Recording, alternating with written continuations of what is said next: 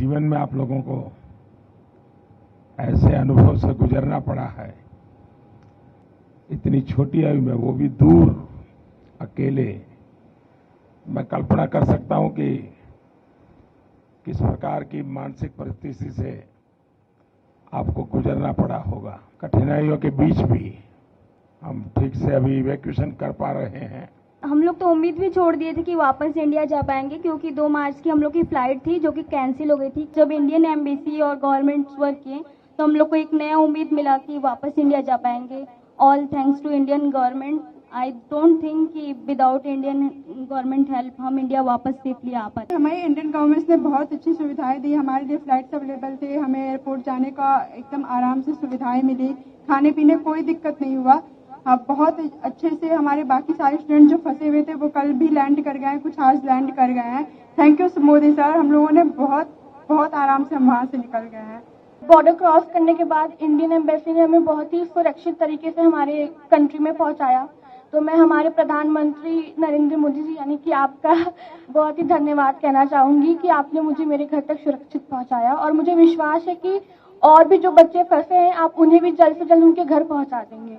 Sir 24 तारीख को जब अटैक हुआ तो हमें लगा था कि हम यहाँ से अपने देश वापस नहीं जा पाएंगे, और सर 2 रात हम ऐसे गुजारे जैसे लगा है कि हम मौत को कितने करीब से देख चुके हैं।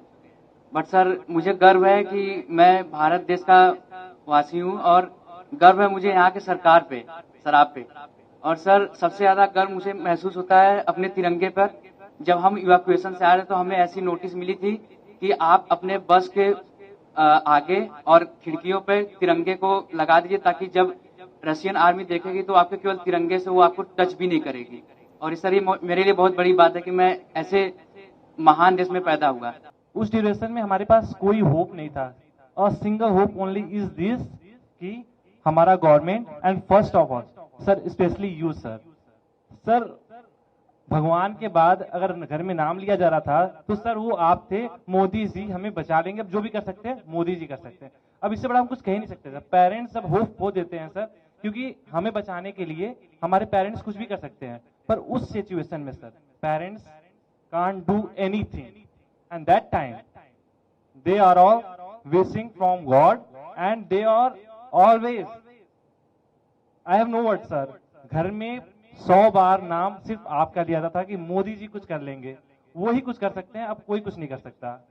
First of all I would like to say that पहली बार हमने इंडियन झंडे की ताकत देखी।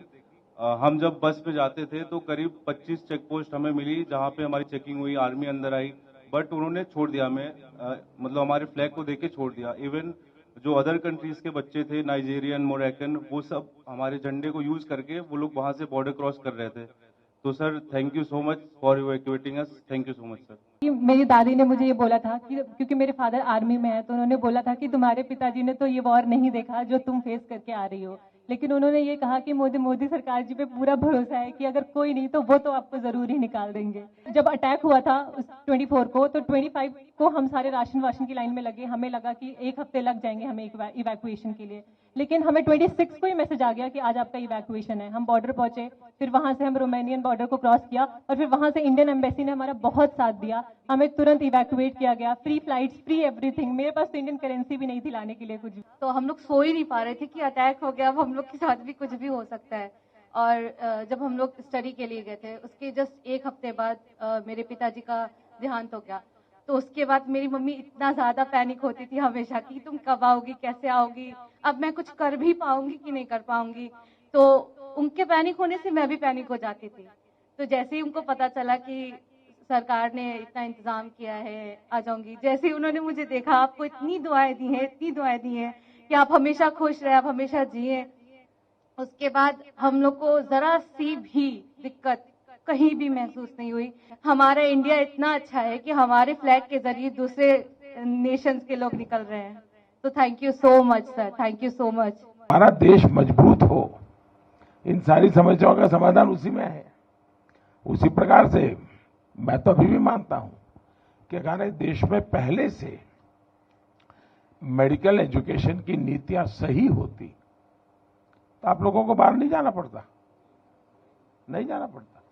कौन माँ बाप चाहते कि इस छोटी उम्र में अकेले भेजते, कोई माँ बाप नहीं चाहता।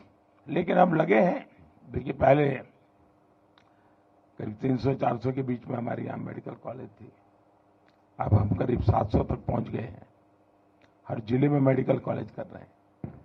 पहले हमारे देश में कोई 80-90 हजार के बीच में सीटें थी, अब पिछले 5 साल में हम उसको 1.5 लाख तक पहुंचा दिया है। यूपी में भी नए 2100 विद्यार्थियों के लिए सीटें बनाई हैं। यहाँ प्राइवेट मेडिकल कॉलेज भी करीब करीब डबल हो रही है। और मेरी कोशिश है कि हर जिले में मेडिकल कॉलेज हो। जिस प्रकार की कोशिश हम कर रहे हैं, तो शायद 10 साल के भीतर भीतर पिछले 70 साल में जितने डॉक्टर बने हैं, उतने नए 10 साल में बन जाएंगे जी। इतना बड़ा काम हो जाएगा, तो फिर बच्चों को बाहर भी नहीं जाना पड़ेगा, मजबूरियां खत्म हो जाएगी, परिवार को भी टेंशन नहीं होगा। तो मेरी ये कोशिश है।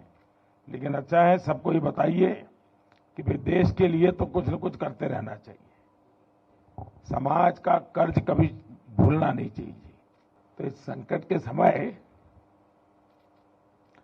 स्वाभाविक है, क्योंकि अगर कोई बच्चा गुस्सा भी करता है तो मैं मानता हूं ये स्वाभाविक है। भाई, इतनी मुसीबत से आया है और इतनी ठंड में इतना चलना, तो ये बहुत स्वाभाविक है। अगर किसी बच्चे को, उसके माँ बाप को भी अगर गुस्सा है, इवन मेरे लिए, तो भी मेरा मत है कि उसका एक गुस्सा जायज है, जायज है।